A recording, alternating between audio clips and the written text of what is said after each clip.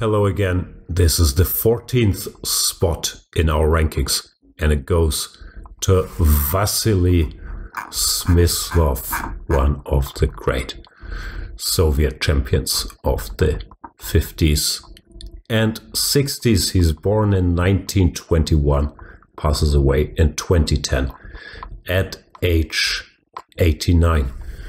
Peter, this is the 7th world champion. How do you feel about Smyslow?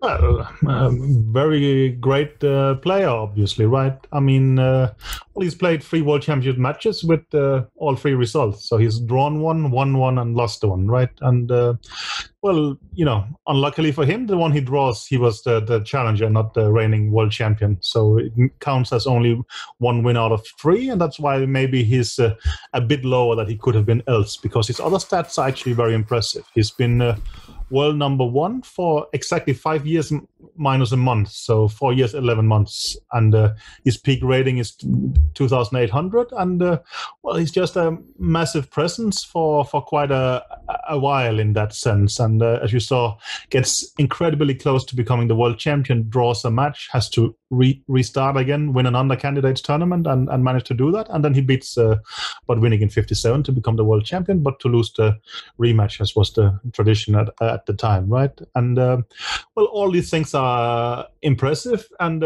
speaks for itself. And then comes this incredible oddity that in 1984, and here we are talking 27 years since he became the world champion, he gets to the candidates finals again, and he loses.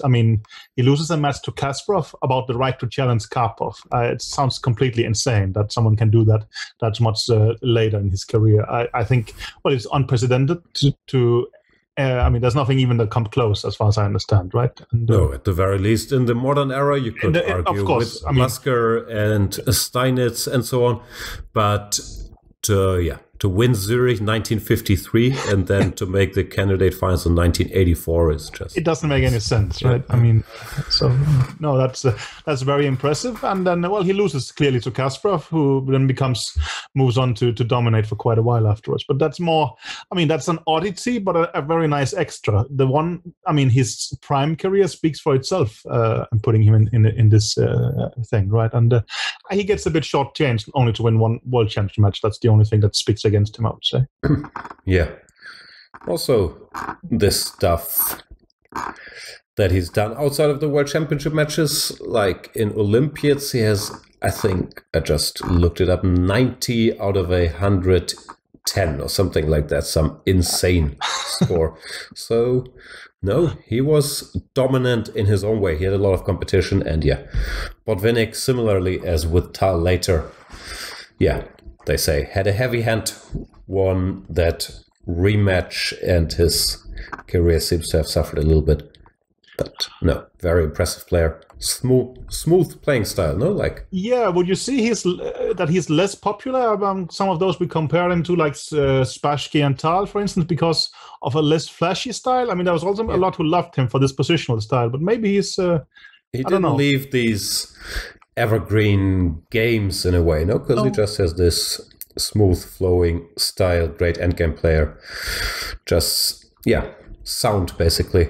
But there is not that many of the standout games because of that style, no? We struggled a bit to find a game because there's not one, whatever, crazy sacrifice that comes to mind. But I remember liking his games. I think my wife, who is a very strong chess player, actually said that he was one of her idols and a very strong influence on her style and things like that and such. But I really liked his game. There's a lot of logic and clarity and such, right? But, both on the board, but maybe also off the board, he was he was not trying to be shiny in that sense, right? He seemed to be a quiet gentleman, as far as I understand, right? Yeah, he's also one of those where, of course, the lines are blurry, but it looks like he considered chess more of an art or a science and not that much just a competition trying to break people. No, there's this famous quote, "I'll make 40 good moves if you do the same. It's a draw," and stuff like that. We have found ways to limit it to 20, but yeah. But no. I get your point. That's also the impression I have of him in that sense. And No, because he's so good, he gets the results, but he doesn't strike you as this sort of incredibly, sports person in that sense. He doesn't fit that character, I would say. No? Right. Well, it's the beauty of chess, no? There's different ways to be amazing. Very much so.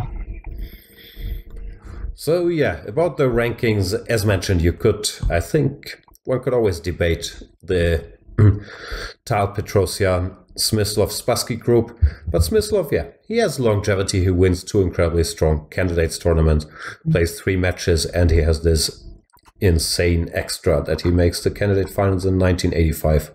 I think after his peak. So if we'll talk about these 4s and compare them to by the numbers, right? I mean, Spassky loses 2 and wins 1. I mean, Smyslow wins 1, draws 1, and loses 1, so he's ahead of Spassky in that sense. And Tal, well, he wins 1 and loses 1, whereas Smyslow also is ahead. As you would say, that qualifying for a match counts for something. But also, well, his world ranking as number 1 is actually close to 5 years, where he completely outshines Spassky, but also Tal to some extent, right? So I think the order of these 3 is very trivial in a way. Yeah, that's fair. Also, Smyslow contributes quite some writing, wrote books on his best game. There's his famous book Endgame Virtuoso, which I liked as well. So yeah, he has it all, other than the famed book on rook endings with Levenfish, I think, right? And right. That's also that. And also Smyslow variation is both against the King's Indian and also a line in the Grunfeld, I think, right? Or Rui Lopez. There's some Smyslow variation as well. Yeah, no, he's everywhere. So, so anyway, should we see him at the board? Actually, let's do it. Vasily Smyslow. This is a game from the famous Zurich 1953 tournament, which he wins, I think, 2 points ahead of quite some impressive players, and qualifies for his first match. And obviously Keres is one of them. Very much so. Smyslow is black, so not a funky opening, but it later transposes to a sort of well-known hanging pawn structure. This position you can get via many move orders. Bishop d3, knight c6, bishop b7, rook c1, rook e1. So far so normal. Smyslow goes knight to b4, probably arguing that currently this pawn is hanging, so the bishop can't go this way. After bishop f1, he goes knight to e4, going for some action, trying to exchange a piece, which probably helps in this structure. a3, he takes knight c6, and Keres tries to checkmate him from here with his rook already on the 3rd, but does not succeed. Knight e5, takes, bishop f6. Black is a bit better long term because of these weak pawns, so Keres. But I mean, the attack is actually quite overwhelming at this point, right? It's hard to stop it in the sense that you can double your rooks on the h file, right? Yeah, it looked very scary, but Smyslow does not get rattled. Goes for d takes. So if you take it, it's just over, right? The rook, sorry. I think that didn't work. Don't make me. Rook e8 is the idea a4, or is there something more trivial? I do not know. Okay. Awkward 15-minute calculation break. Yeah. Anyway, it's now 2:30 and we're back. And Jan, yeah, no, but I think it's a4. I've seen, although quite now I cannot say what to do after queen d6. Anyway, this shouldn't be a video about our inability to calculate. Maybe c5 is very strong. c5 looks decent, yeah. Yeah. Anyway, Smyslow was good at chess, not us. No, that's why we are doing the videos. So I do recall when I saw the annotations, though, that d4 was praised. No, this is a classic game because also it's such a good clash between the attack and the counter attack, right? And so d takes c4, rook h7 looks incredibly scary, but there is this saying: you never get mated with this so-called King's Indian bishop, and this seems to be one of these cases. He goes pawn to c3, using tactics to defend here. Bishop c3, rook c3. And it turns out that the white pieces, they're not well placed for battle in the center if there is no checkmate. It's basically you have used all your ammunition to try and give mate. If there is none, then it's difficult. So No, he brings one more resource. Queen c1 is a clever move in that sense, right? Also, I mean, with Queen h6, there is the theme of Rook h8, Bishop takes a8, Queen h7 mate, right? So I can understand he was pinning his hopes on this one. But Smyslow once again keeps his cool defense. Rook d8, making sure the king can run away. And white is not on time. He has to move the bishop. Bishop c1, bishop g7. It's rare. You see 3 heavy pieces next to the king on the h-file, but there's just no getting to. And the end is almost trivial. Now he has everything under control, and the c-pawn decides the game.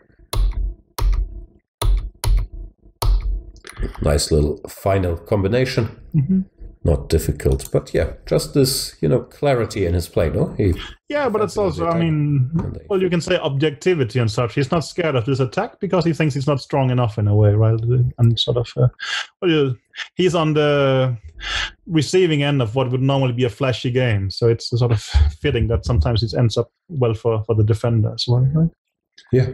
So, no, this is not a random game. It's actually a decisive game in the candidates tournament. Had Keros won this one, they would have been shared point-wise. Well, pending whatever happened. But still. So, no, Smyslow is a giant, there's no doubt. He's just, he's not exactly the self-promoting type, neither during nor after, right? Yeah. He's not flashy, but also we did not give that many points, I think, for flashiness, so I believe his rating is more or less okay. Of course, you could have him. I think also we have been debating these kind of longevity things and such, right? And well, if you look at the 20-year peak, Smyslow come in as number 6. So I mean that is also quite something in his favor. So I mean, well, we're getting to the tough part of the the lineup. So I think 14th spot is quite well deserved for Smyslow. There you go. Thank you guys for watching. See you next one.